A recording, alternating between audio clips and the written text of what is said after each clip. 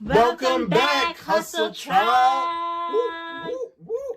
We're so excited to do this video. I don't know why, but I'm very excited.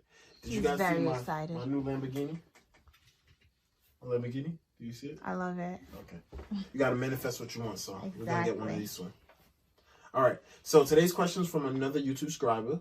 If you're not subscribed, make sure you subscribe so we can answer your questions also. Hit it. Okay, this question is from KW. Hey. What's up, Kay? Kay says, evening. Silly question, but what is considered to be a large amount? First, Kay, there is no such thing as a silly question. Second thing, I like that. Thank you. I like that. Hit it, babe. All right. So a large bank deposit. We're going to use green because we're talking about money.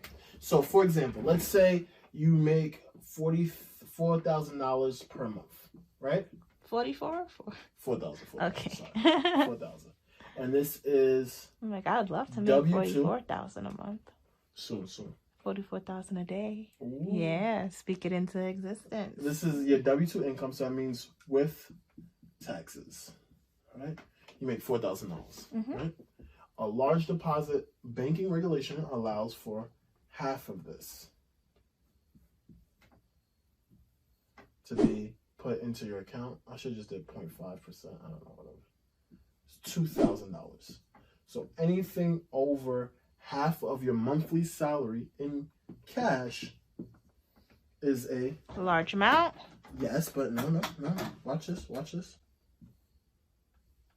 Red flag? Oh. Yes. You should go play Pictionary. I'm good.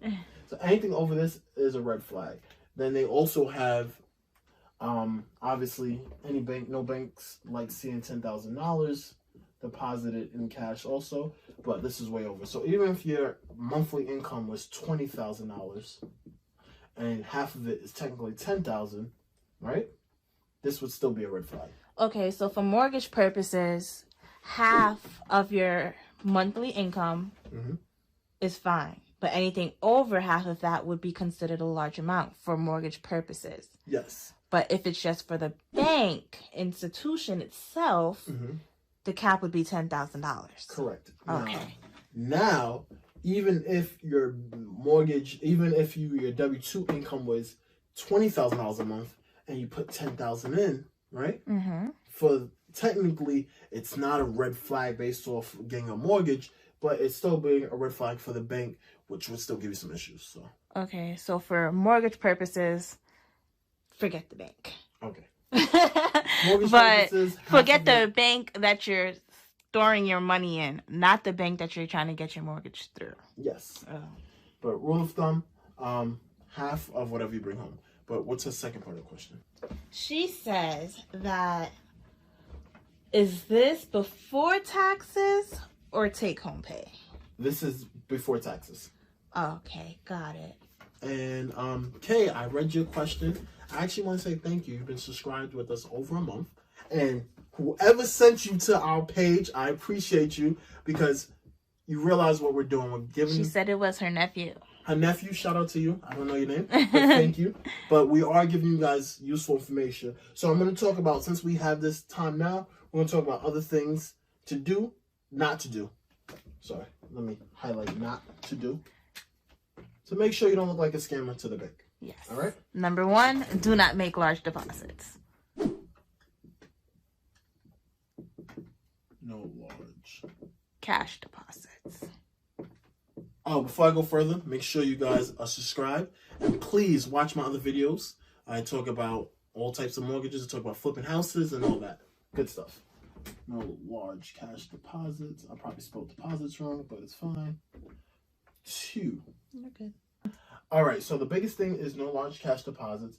They also don't want to see no wire transfers. Now, everyone thinks, oh, large deposits. Wire transfers can be a problem too, because when they see the wire, they're going to want to know where it came from. So you want to make sure you can source it.